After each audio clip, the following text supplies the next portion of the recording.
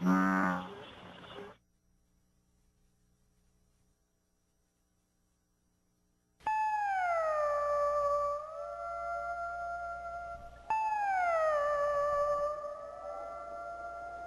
look up to the mountains, and it's like they cause you to look up your eyes to the heavens, and you know why God put those mountains here, and He gave us a wondrous place.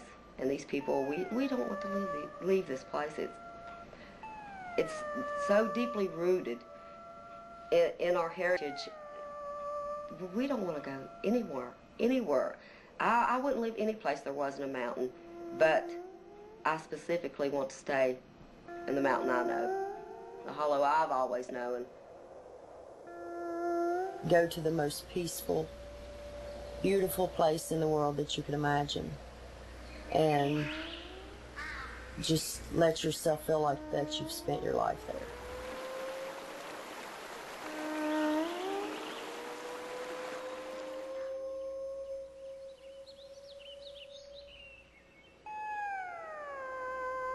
And then watch somebody drop a bomb on it. That's basically what's happened right here.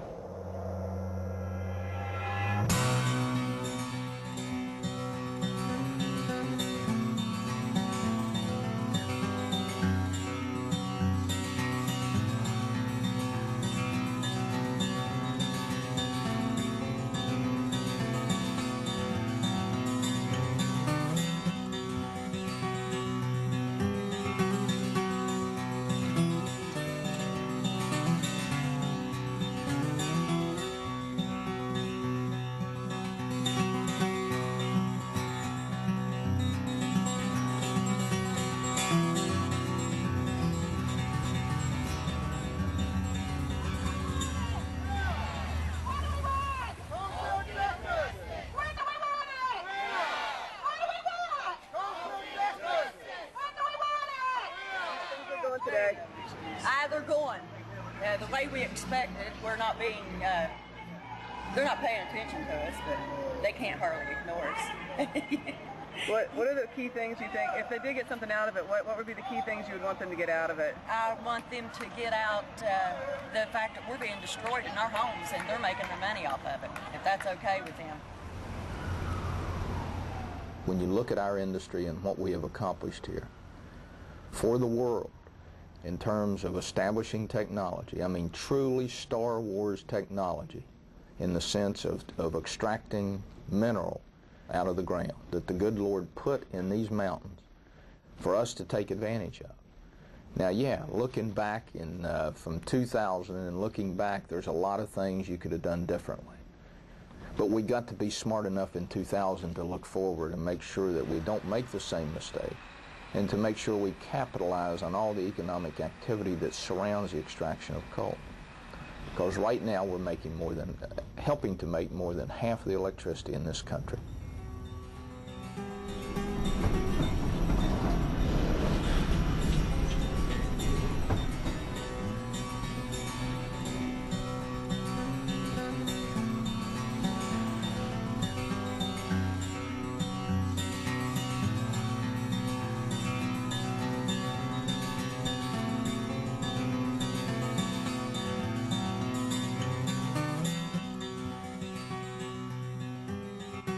And I would like to say that the poorest people in the poorest state in the richest country live in the coal fields of West Virginia. And people have to understand that we are the poorest people in the poorest state in the richest nation.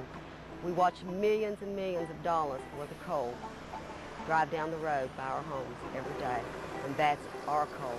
That belongs to us, the people. And it should be mined responsibly for the people of West Virginia and for our children.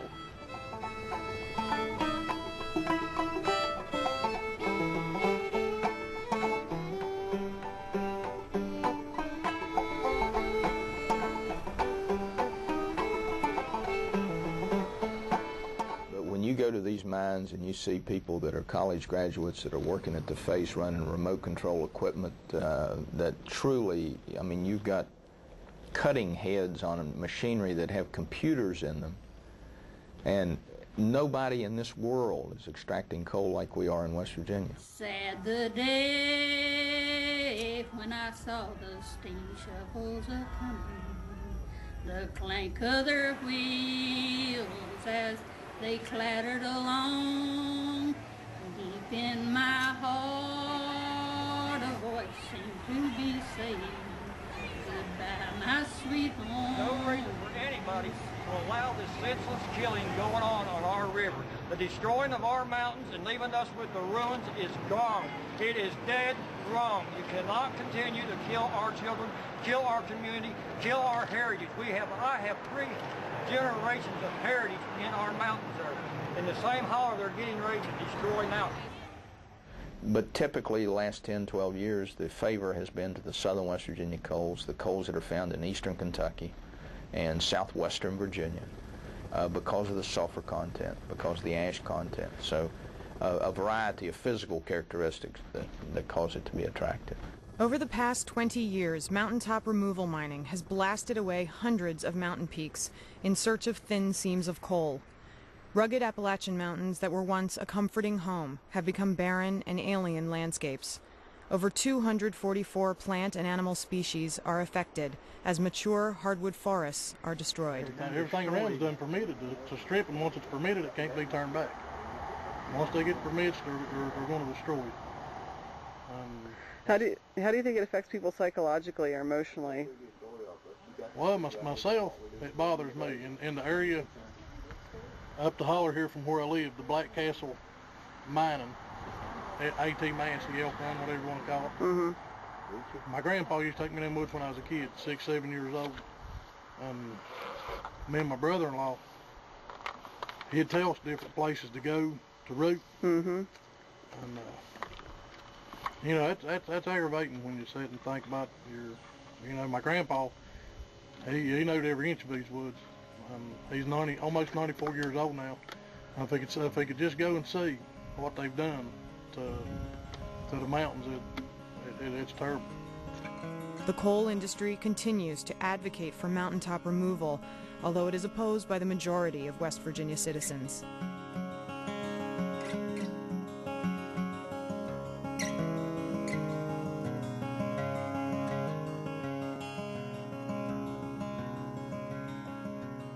And Appalachia coal is mined in 2 ways: underground mining, digging tunnels and rooms inside mountains to remove coal, and surface mining, blasting away land to reach seams of coal near the surface.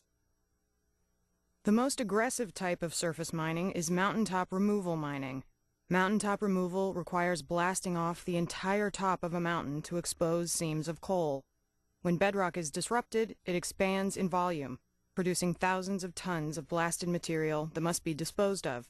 The coal industry puts this waste in valleys between mountains, creating valley fills that cover headwater streams. In West Virginia, underground mining represents 64% of all mining. Surface mining represents 36% of all mining. Mountaintop removal mining skyrocketed in popularity in the 1990s, and by 1997 accounted for 2/3 of all surface mine permits.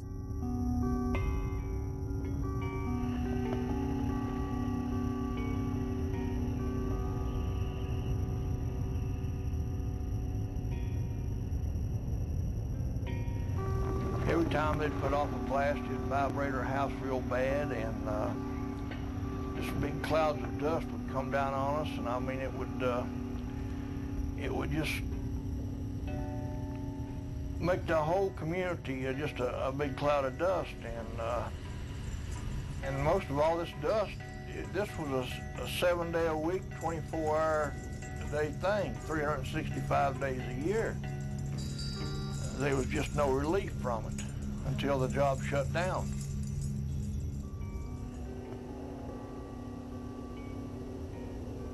About 400 yards away, I'm standing across the valley over on the Marfork Strip. When they put off a shot, I can feel the concussion in my chest, the visceral concussion.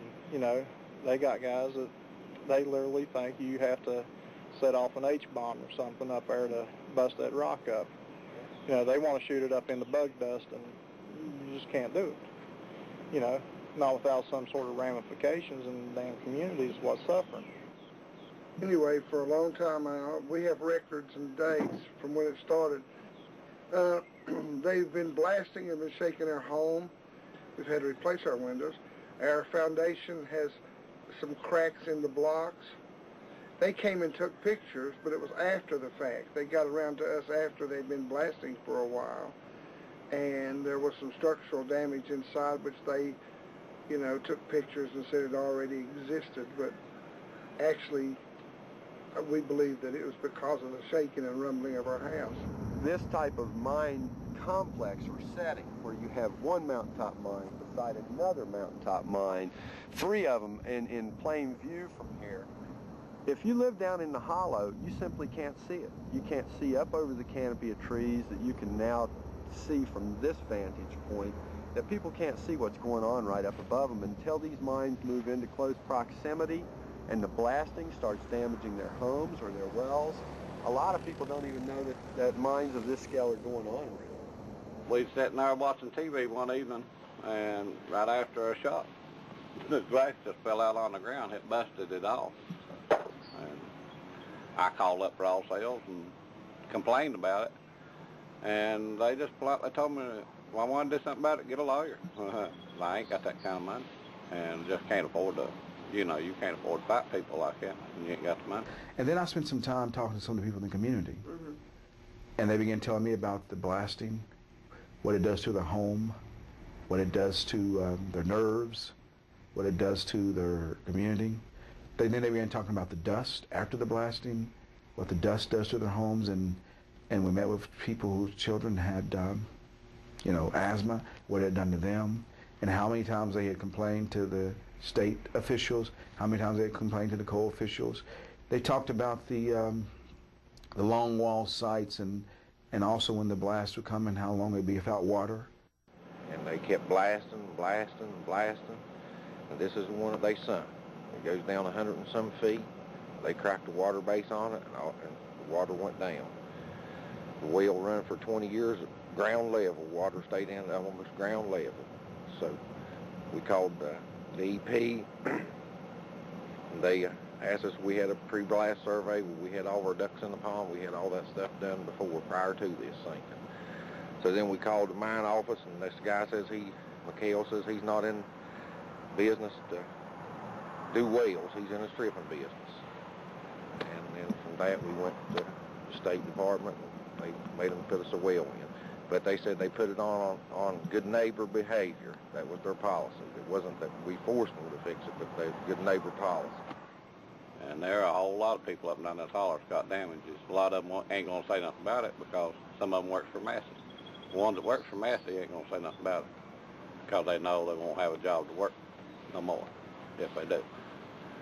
So basically, Massey runs the place.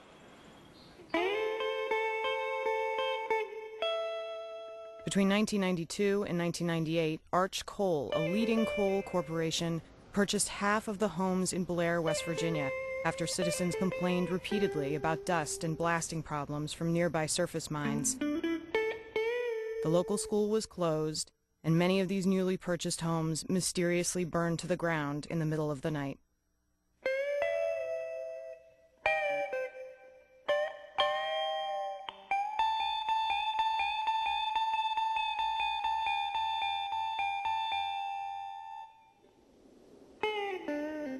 I intend to hold on to the end. I want to stay here because this is my home. This is where I was born and raised, and this is, like I say, it's my home. And it breaks my heart to see it destroyed the way that Arch Coal has done things.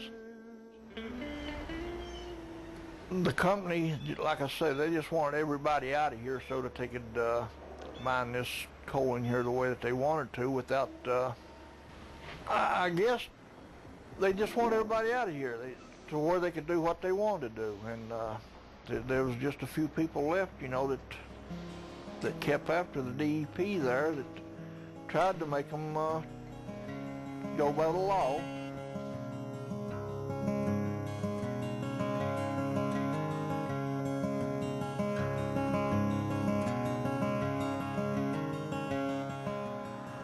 We had issues, obviously, always have issues. In coal mining, you're always going to have issues, you know, and, you know, blasting issues, dust issues, AMD issues, this, whatever. You always will, always have, always probably will. You know, the idea is you issue good permits and you're out there. If there's problems, you're getting them dealt with. And but there were some issues with large-scale mining to do with blasting and bothering people and dust and stuff like that. That's my house there. It's 5 years old, and every room in it's cracked in the corners from the shots. We'll sweep that up and take it down and show it to Mr. Eli. Scrub that porch. I wouldn't scrub it. But we need to make a daggone state tell them to come and scrub it. Man ought to go down there and sharp as coal with a damn ball bat on them people. Shut up now. Don't say you're talking my game. Well, Well, that's what's going to come to. And they took videotapes virtually every day, every night. They documented very clearly what was going on. And at that point, DEP couldn't ignore them. And they started issuing sort of slap on the wrist citations to the company. But until there was that videotape documentation, DEP was, basically the inspectors would arrive hours later and say, well, I don't see anything going on right now. So it was self-help to the extent that people really tried to protect their homes, and they tried to get the government to enforce the law. And it didn't work. The system didn't work for them. Can't even see Miss Mullins' house. Wait there, Johnny. I can't even see you on the porch. I'm going to take this film over there and show them right now.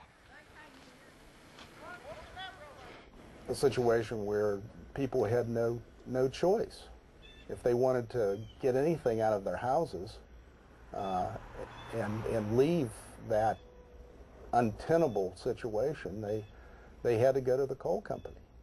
And the coal company had the money budgeted, but they never told the people that.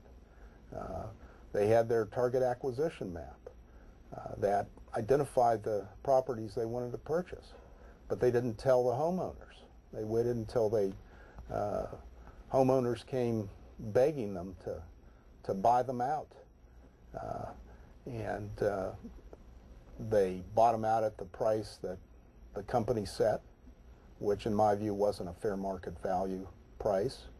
And more than that, they banned them from living in the area for the rest of their lives. They had to sign what the company termed an option to purchase agreement that made the homeowners promise never to buy property in 11 communities or 11 watersheds from the crest of Blair Mountain to the Boone County line for the rest of their lives. Places where many of those families had lived for a century. And basically, these people had no choice. They either closed the door in their house and left, or they crawled to the coal company and took what the coal company was willing to give them. In July 1998, citizens from Blair, West Virginia, and the West Virginia Highlands Conservancy sued the U.S. Army Corps of Engineers and the West Virginia Department of Environmental Protection in a landmark case known as Bragg versus Robertson. The lawsuit charged that thousands of acres of mountaintop removal mines had been permitted in violation of federal environmental laws. I believe the judge will go in our favor because of the devastation that it is doing to our mountains in the future.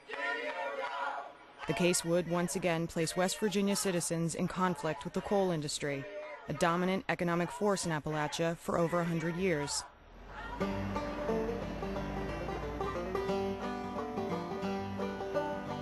High on the mountain, oh, wind blowing free, thinking about the days that used to be. High on the mountain, standing life had flown.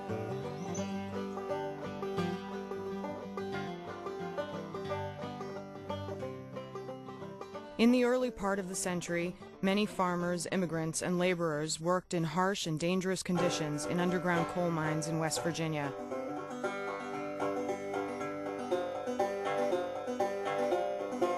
Miners, organized by John L. Lewis and Mother Jones, won difficult and bloody battles for fair working hours, the right to be paid in U.S. dollars, not company scrip, and the right to collective bargaining. By the 1950s, oil and gas threatened to make coal obsolete. 20 tons of coal a minute ride this conveyor to the crushers. Finally, pulverized to the consistency of talcum powder, the coal is mixed with air and blown into the furnace through 16 burners, giving a whirling movement to the flames. But the coal industry found its niche in the electricity market, supplying cheap, reliable fuel to coal-burning power plants that provide electricity to millions of people across the nation. These power plants have come under harsh critical review for producing dangerous air pollutants. In the 50s and 60s, the industry began reducing its workforce as the market became more competitive and new machinery replaced coal miners. When mines closed in poor and isolated towns, communities would fall into abject poverty. Federal programs like the War on Poverty were created to address these problems. This Christmas, many of them in this holler, in that other holler, and enter number one. And, well, Christmas won't be no more than today, because they've got nothing to look for. They've got no way of getting it. Their daddies and mothers got no way of getting it. And since then, they have been teached that they can't have these things. They've been disappointed so many times. It's just be a dark night, something like tonight for them. In the 70s, surface or strip mining gained popularity as a cost-effective alternative to underground mining. I was concerned in seeing the strip mining, the contour mining at those days, where they just went through and dumped the overburden down over the mountains and destroyed the timber below, and sedimentation was unbelievable. And this was in the 60s? That was in the 60s. I'm not an educated man. Don't know how to speak much. But I'm here to state the facts of what's happening in Raleigh County of West Virginia. I've been had by the strippers. I have 65 acres of land. This land is all most washed away.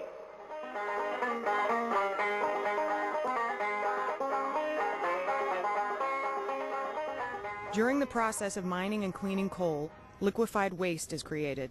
This waste is disposed of in impoundments, or slurry ponds held in place by man-made dams.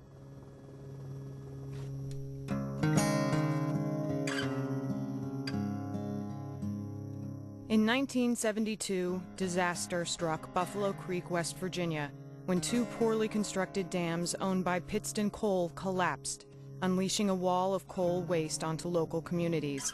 In minutes, 126 people were dead, 1,100 were injured, and over 4,000 were left homeless. We were carrying the old people, the children were running, people were screaming, people were yelling. And behind us was this coal black water rising inch by inch and foot by foot right behind us as we're running up this hill. I remember the first body I found was sitting out in front of the school as I came off the hill, April White. April White was a classmate of mine. The reason why I knew April so well because we went to the same grade school. We were now at Marion Junior High in 7th grade together, but we were square dance partners from Amberstill Elementary. We were square dance partners for a couple years, our 5th and 6th grades. That's what we did, and so I helped carry her body. That's the first one I found, and the mud was caked in her mouth, under all these. You couldn't tell who these people were until their faces were washed, or until you wiped their face a little bit, because that coal black soot had covered their whole bodies. Some of them, their clothes had been ripped off. Some of them were just stuck in mud banks, and some of them were partially decapitated or dismembered in some way or another. So that was what we saw. I was 12 years old, and and other men and women in the community. Although federal laws appeared to have been broken, no indictments were returned against Pittston Coal. The disaster fueled the demand for more accountable politicians and stricter regulations for the coal industry. There's a new spirit of determination abroad in West Virginia now that is demanding that public officials, administrative officials, assume the responsibility which is theirs under the law and protect human lives rather than corporate profits. Because there was a lot of controversy during that period, the late 60s and of course up into 77 when they actually changed the law. It's been a long and lonely struggle for lots of us folks in West Virginia. Well, I'm very proud of it. In 1977, Congress passed the Surface Mining Control and Reclamation Act, and President Jimmy Carter signed it into law. The Surface Mining Control and Reclamation Act provided a set of rules to protect citizens and communities from strip mining damages and pollution. The act stated that mining companies must get detailed mining permits from the government, protect water quality, conduct studies regarding the environmental impact of strip mines, and restore mined land so that they provide equal or better uses for communities. I'm not completely satisfied with the legislation.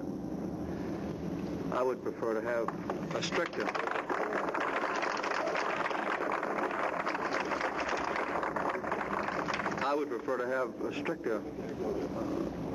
strip mining bill. I'm concerned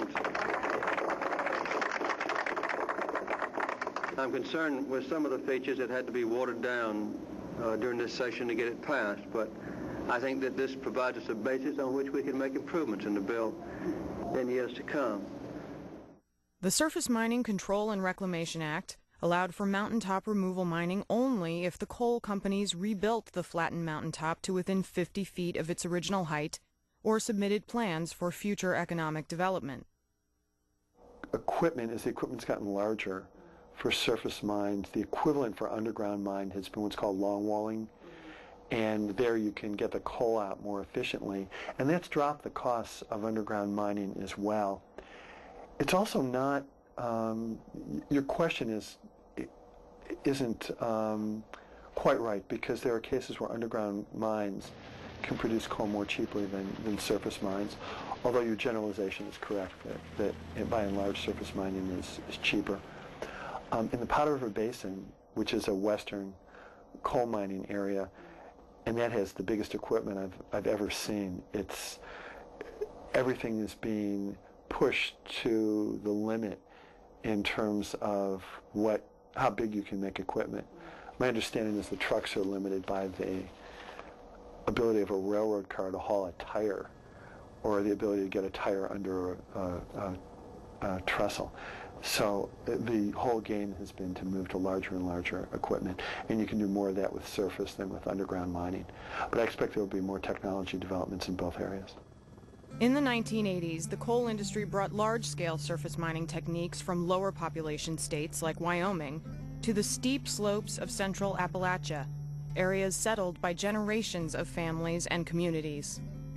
In 1998, a scientific study conducted by the U.S. Fish and Wildlife Service announced that over 900 miles of headwater streams had been covered by valley fills in West Virginia and Kentucky.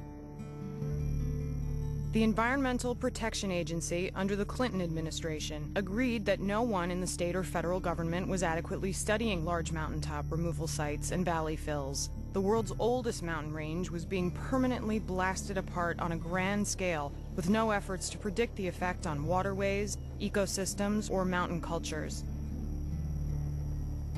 Citizens and environmental groups turned to lawsuits like Bragg versus Robertson to pressure regulatory bodies to enforce federal laws created to protect citizens and the environment.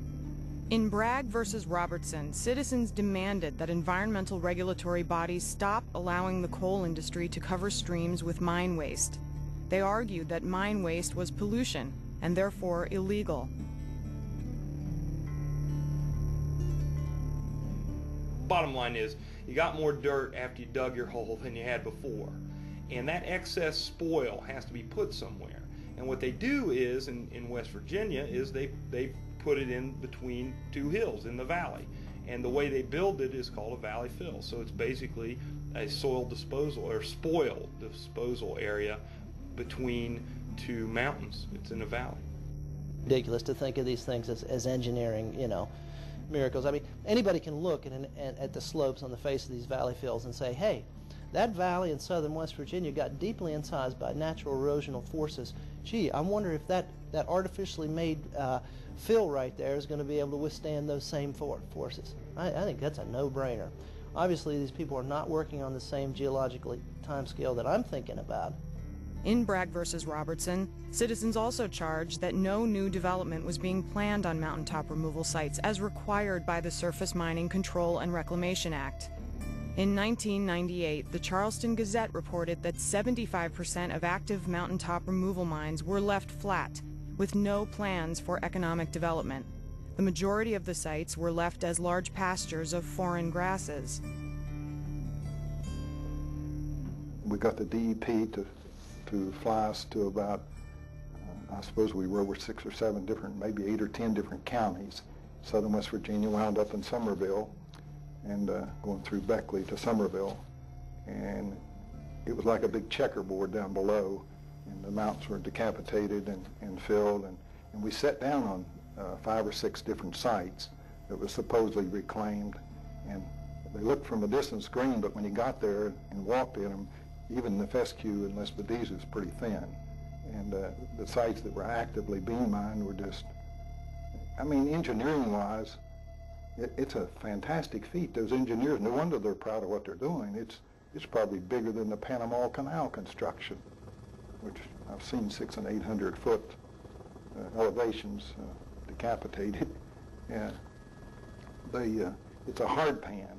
And what they typically do is just track it in with these big dozers to make it hard pan, but it's mostly level. You don't have much acreage on the sides of hills. Most of your acreage is in the level. So they compact that, and then they hydroseed it with lime, and fescue and Lespedeza, and mulch, and it comes back green. But the things that they're doing wrong is that trees need to have a pH, an acidity, a slightly acid soil of between 5 to 6.5 pH. 7 is neutral. And in order to grow these grasses, they throw the lime on there to make it more than neutral, 7 plus, and it makes grass grow, but it precludes trees ever growing there. They just don't grow in those soil conditions. I'm for the environment as much as anyone could be, but we can have the environment without turning off the electricity or throwing miners out of work. This has become a very difficult issue. We have 4 federal agencies involved.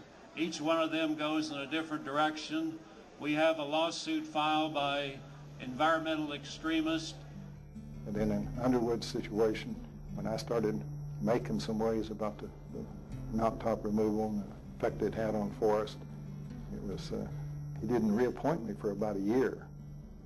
And finally he did reappoint me because I had a lot of friends, I reckon, in the wood industry that supported me. And then ultimately you had to resign because... I didn't have to resign. But I mean, you personally... I resigned because I wanted to make a point of my being against mountaintop removal. I tried to fix the system within. I couldn't. So, and I could afford to resign as well, but I mainly wanted to do it to make a statement that I didn't feel this was the state's best interest.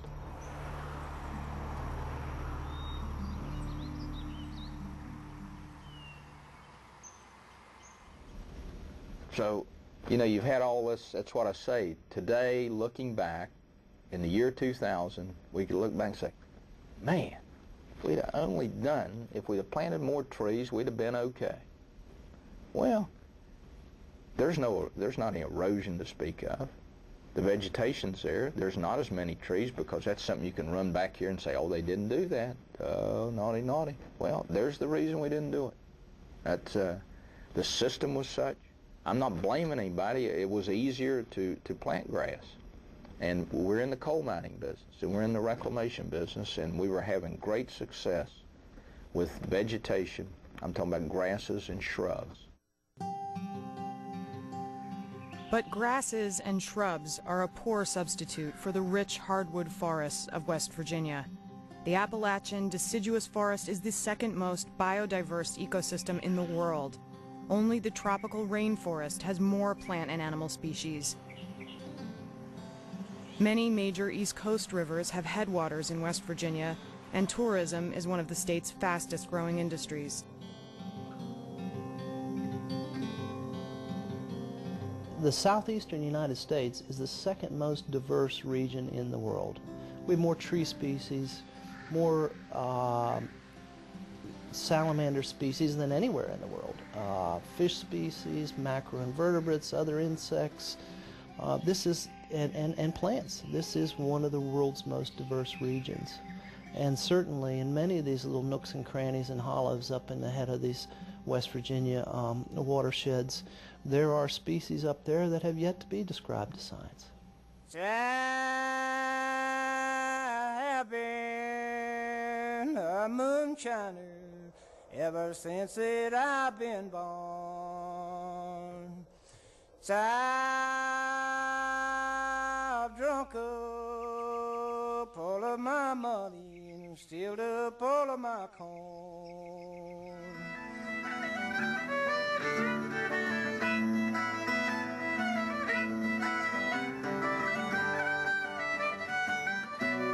West Virginia's long and rich cultural heritage is based in traditions that are heavily influenced by its remote natural habitats and mountains. I'm going back tumbling gat, see my granny, my grandpa.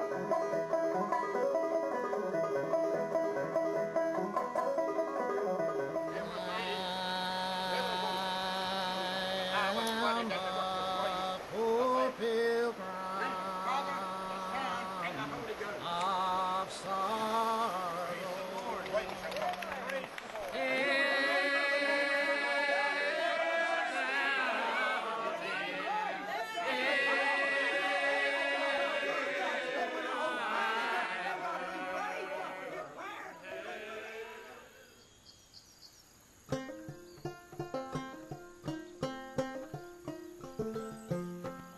I think that the association, the main association between the people and their connection with the land here is not only the familiarity of it, it's the heritage and the culture.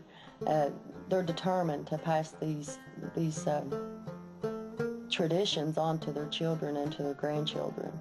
And without the mountains, these traditions they're gone. I mean, the traditions of going in the spring and collecting mushrooms, and going in the spring and collecting the ramps, and then you've got your ginseng and yellow root, and a lot of herbal cures come out of our mountains. And you know, if this is destroyed, then we don't have it to pass on. You know, my children may never know the things that I know about the wilderness.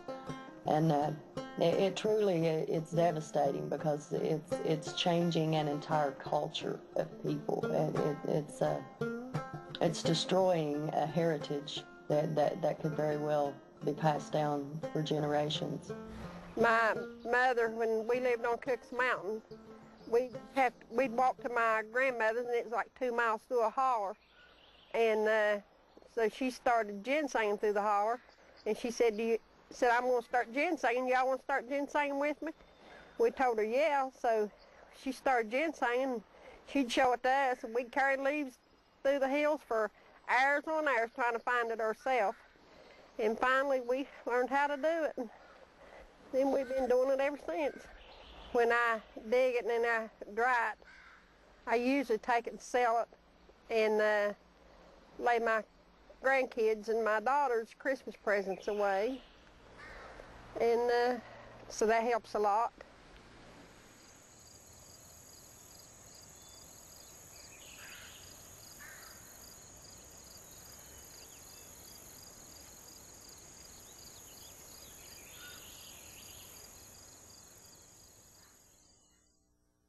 In October 1999, after settling most of the charges for Bragg versus Robertson, federal judge Charles Hayden shocked the coal industry and made national news by declaring that valley fill material was pollution and that thousands of acres of mountaintop had been mined in violation of the law. He also ordered the EPA to perform a large environmental impact statement that would study the effect of mountaintop removal coal mining on the environment, communities, and economy in West Virginia. The coal industry fears layoffs by the hundreds. Business blames the recent federal ruling. Good evening, everyone. I'm Bill Robertson. Kelly Crawford is on assignment tonight. We are talking about more than 600 possible layoffs at Arch Coal Mines in Logan and Boone County. And this was a really drastic decision for southern West Virginia, particularly for somebody like Hayden, who'd everybody seen as a Republican and a conservative Republican at that. Republican Governor Cecil Underwood, a former coal executive, declared a state of economic emergency after the ruling and froze the state's spending, leading some to accuse him of creating a false economic crisis. When extremists set out to destroy an entire industry and in its path destroy the lives of tens of thousands of workers in the great state of West Virginia.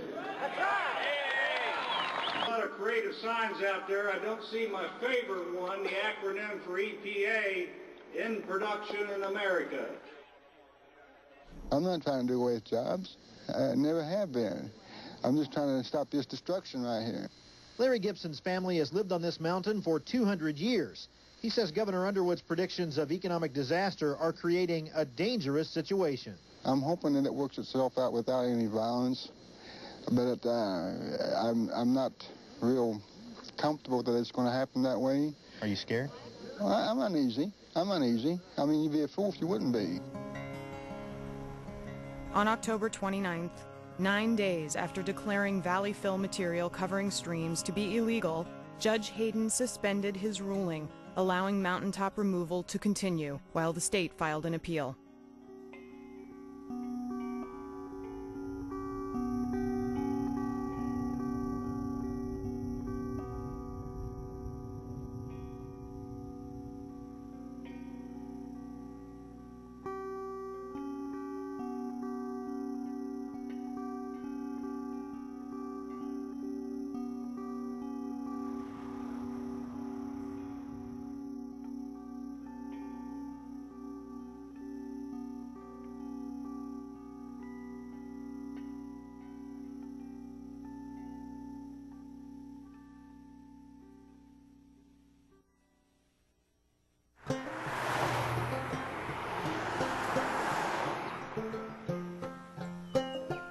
The majestic mountains.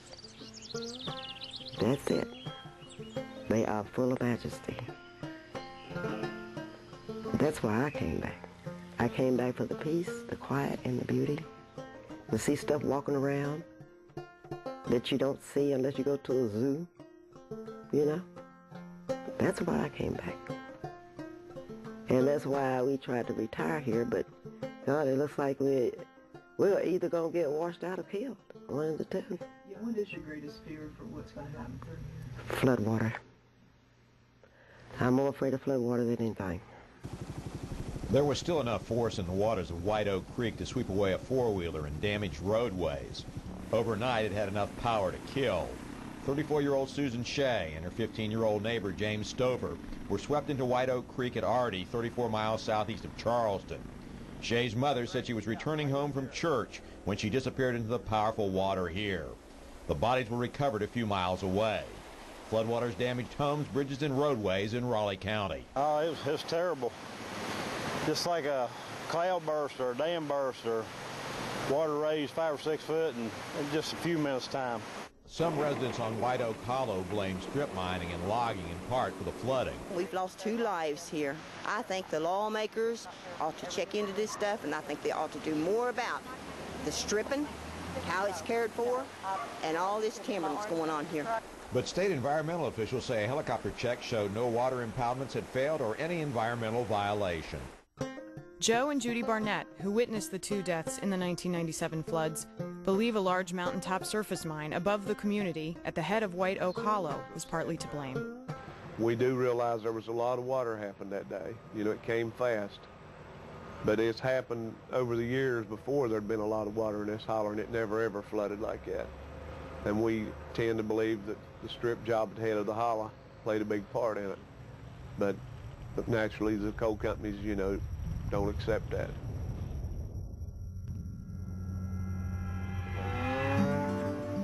In July 2001, southern West Virginia was hit by its worst flooding in 60 years. Floods destroyed 1,500 homes, damaged 3,500 homes, and destroyed 192 roads and over 300 bridges. The flooding cost the state $180 million to recover. Artie, West Virginia was hit again, but fortunately no lives were lost. Still, Joe Barnett questioned how large mountaintop mines affected flooding. Citizens point to landscape changes, including valley fills, sediment ponds, and drainage ditches as possible causes for flooding. They fear that rock and dirt in valley fills above their communities cause runoff that overwhelms sediment ponds, causing them to fill and break. Drainage systems built to manage runoff are sometimes poorly maintained and can become blocked and eroded, leading to failure. After the floods, Coal River Mountain Watch in Whitesville organized public meetings where citizens could tell the State Department of Environmental Protection their concerns about surface mine runoff and sediment pond overflow. That's my life! And sediments and ponds! Whoever gives us stupid permits, they don't live here. No, they don't. They don't live there. They don't live here. They're not going to have to pay anybody if it happens, are they? One of his permits don't live in this area. DEP official Matthew Crum confirmed that runoff from some mine sites had caused property damage. 10 mine sites were cited for flood-related violations relating to sediment ponds, drainage ditches, and spillways.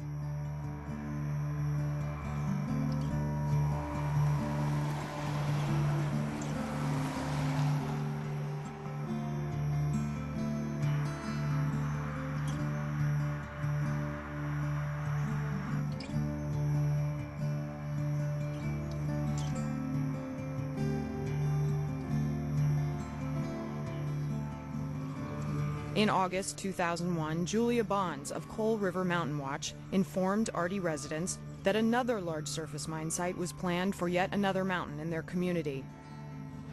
In the classifieds, you go back to the classifieds, in the small, very small print, you'll find a permit. There's none in the paper today, I see. And the one from White Oak Artie I found in the Beckley paper, I cut it out and copied it and enlarged it. This is an enlarged version of this permit. The citizens of Artie called an informal conference with the DEP on August 18th to say no to the new project. I know you're right. They're probably going to rubber stamp this permit, but the problem is we got to try. We can't sit down and keep our mouths shut and let this go on. That makes us the same as the person that's doing the evil deed. Now I got legitimate complaints. I've even got one more than that. But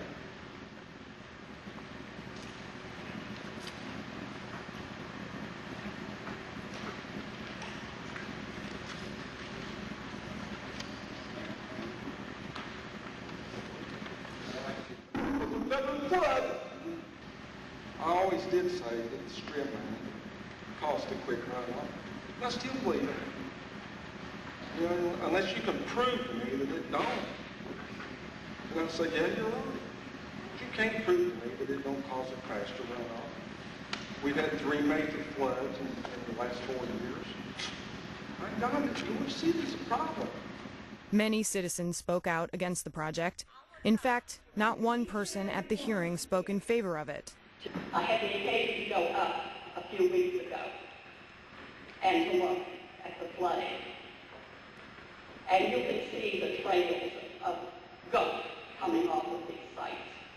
And you gentlemen, it will be tough, but I beg you, please do the right thing. Please speak out. The White Oak Horse Creek surface mine permit was granted later that year.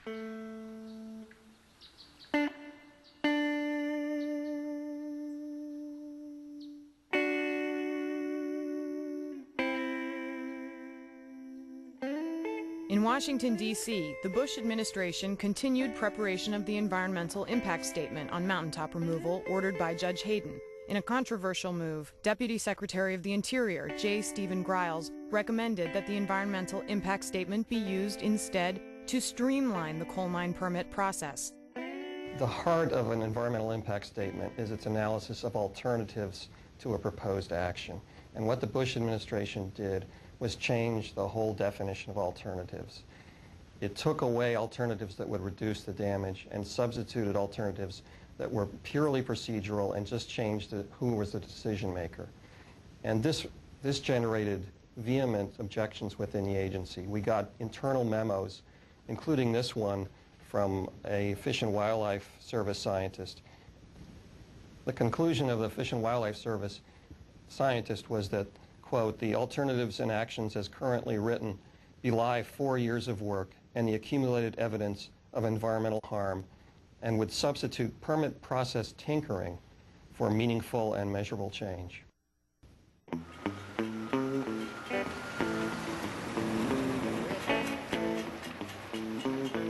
Because when they started in this area, and they started in Sylvester, they knew that they were going towards Madison. And they was going to take it all. And if they would have submitted a plan to strip 10,000 acres to sage, that place probably would have went crazy. But they do it in little parcels, 800, 500, 150, 200 acres. And states let them get away with it. And both Democrat and Republican. And it's not one party, it's both of them. Money gets them all. So I want to ask them, what is West Virginia going to do? We're not going to have any mountains. We're not going to have any clean streams. We're not going to have any wood. We could have timbering. We could have furniture stores. We could have tourism. We could build cabins with our streams. We could have water, sell bottled water, which is a hot commodity right now everywhere.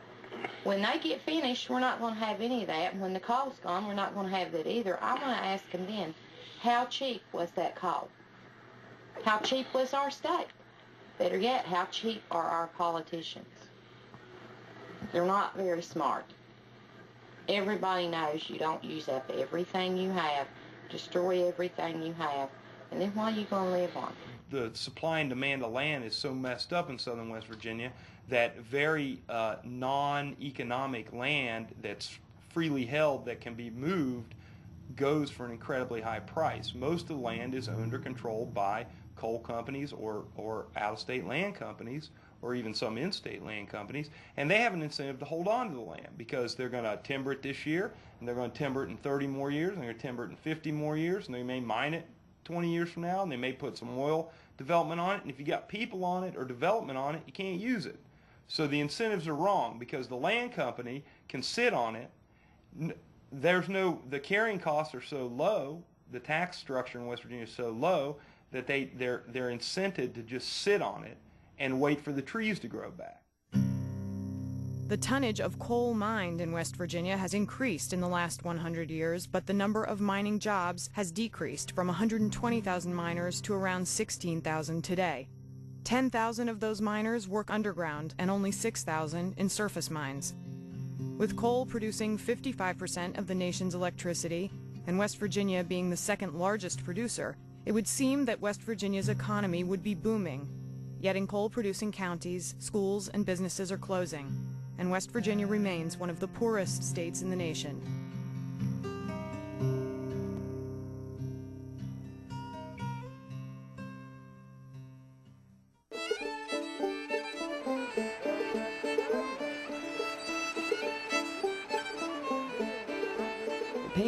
We're very grounded here. Our communities or everybody knows everyone. I can turn my kids loose in the community, and if they get into something, I'll have my neighbors calling me, I'll guarantee it. And you know, that's what makes it home, is the fact that you can, the fact that the people here are, you can trust them around your children. You know where your children's at, you know who they're with, and you've known their families from years back. So to pick me up and set me in another community, I'd just be completely out of place, because what makes it home here is the people. It's not necessarily just the place. In the spring of 2002, Maria experienced heavy flooding. She learned that a surface mine was in progress behind her home, and that a valley fill had been constructed at the head of her hollow. The rocks, some of them are as big as houses, some of them as small as pebbles, fill this valley fill. And the water, the rain that falls onto this mountaintop removal site is nothing but runoff. There's nothing there to catch it, so it moves very fast through these rocks.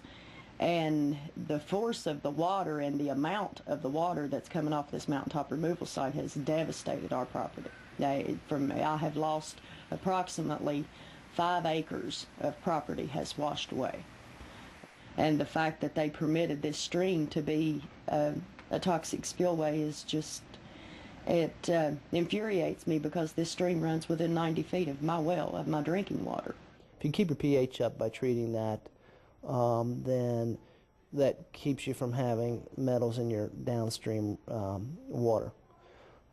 They're treated continuously. The green color is from sulfate,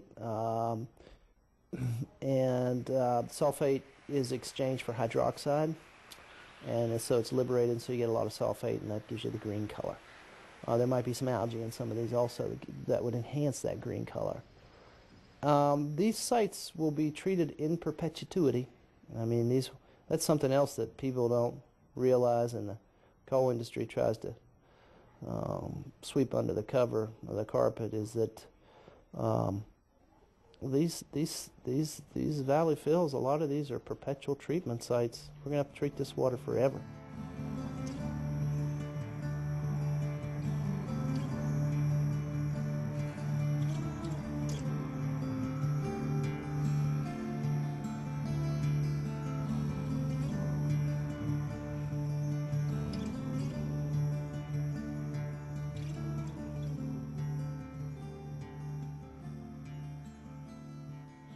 The changes that the Bush administration is making in these laws to try to accommodate more valley fills and more mountaintop removal mining are changes in national laws that have effects elsewhere in the country. The change in the Clean Water Act rule to allow waste to be dumped in waters, which reversed a policy that had been in place since the 1970s in order to accommodate mountaintop removal, has changed that rule nationwide. And already we've seen in Alaska one gold mining company proposing to dump millions of cubic yards of contaminated tailings waste in a lake outside of Juneau, Alaska, using the same change in law that the Bush administration made for mountaintop removal.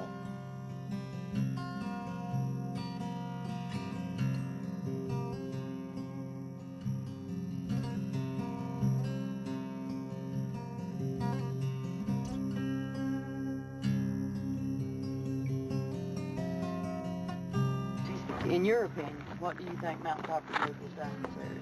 They're destroying everything. Yeah, you know they're destroying it. Yeah, they're destroying everything. Yeah. How do they destroy it? What happens?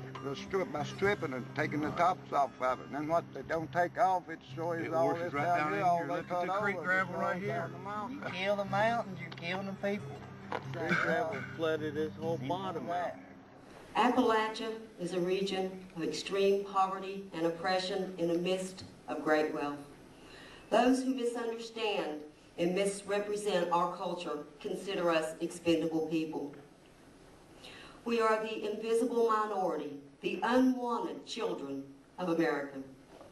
Some people call Appalachians ignorant hillbillies, but we understand that our children cannot drink or breathe money. So who really is the ignorant one?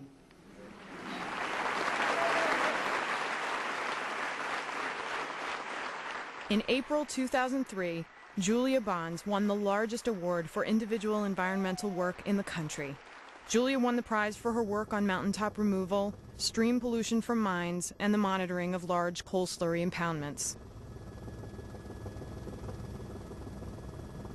In October 2003, the Charleston Gazette reported that nearly 470 square miles of land in West Virginia was currently disturbed by surface mining, an area roughly the size of Boone County, West Virginia. In 2004, Julia, Maria, and other activists won yet another lawsuit filed in West Virginia. Federal Judge Goodwin stated that mine waste could not be placed in streams.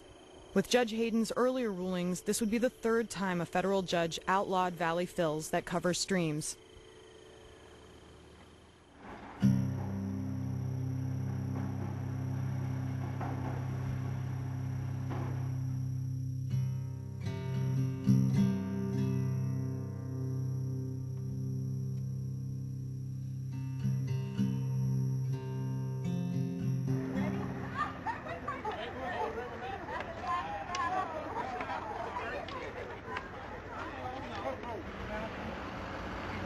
In August 2004, the coal industry and citizen activists once again made national news.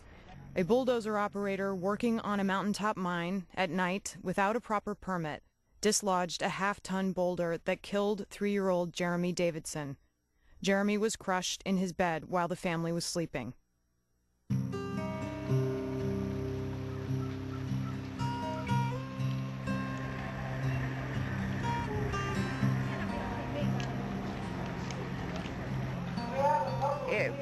It was a shock that the little boy got killed, but as far as the rock falling, it really wasn't a shock. The way they're blasting up here, and that wasn't the first rock that had fallen. If safety precautions had been taken when the first rock fell up here, that little boy might still be alive right now. Here, I didn't know these other people were having the problems that we were. They use the same excuse everywhere they go. Even the inspectors tell us, well, it won't be long, they'll be going around the curve. Well, then they went around the curve and left this part right here. They started right up there building that road, and that little young man was killed.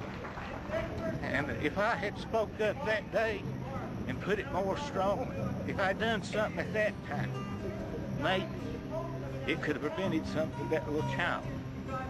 Because you can't continue to shake these mountains that's been mined and not expect something to happen back.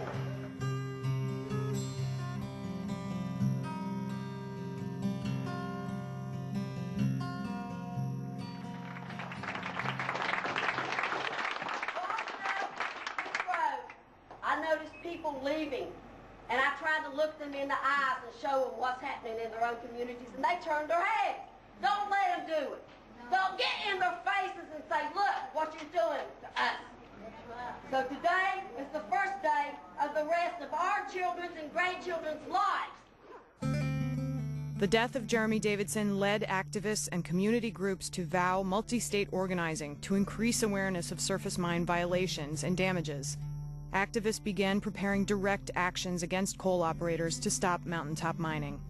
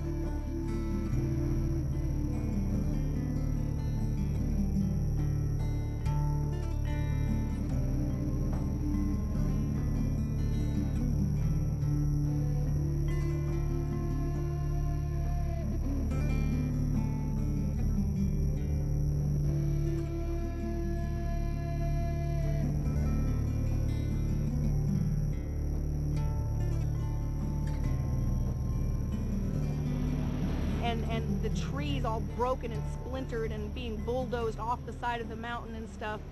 And the more I looked at this, the more it just broke my heart. And I realized that, you know, that Appalachia is a seed bed, and that during the last ice age it helped to reseed the rest of, you know, the rest of our continent. And now, and you know, if there's future big global shifts such as global warming, scientists have said that Appalachia is going to play a major role in whether or not we do survive. So instead of protecting this seed bed, we're blowing it up. The Pentagon report, I read a Pentagon report that said the next big wars are not going to be fought over oil or coal, but over water. So what are we doing? We're blowing up the headwaters.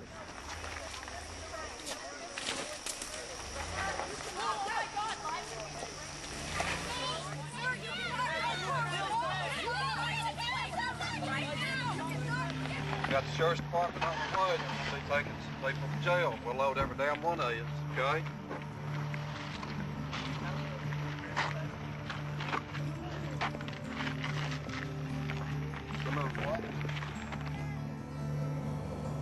Currently, 1,200 miles of streams in Appalachia have been covered by valley fills.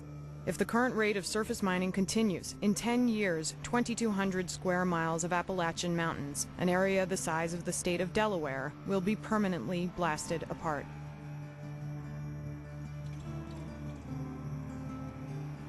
Really, if they would build us factories here, I mean, we could have jobs here, but they don't want to invest that kind of money because they don't really want us here. They want us to pack up and leave, so that they can have our properties and have our homes and just have their way and do what they want.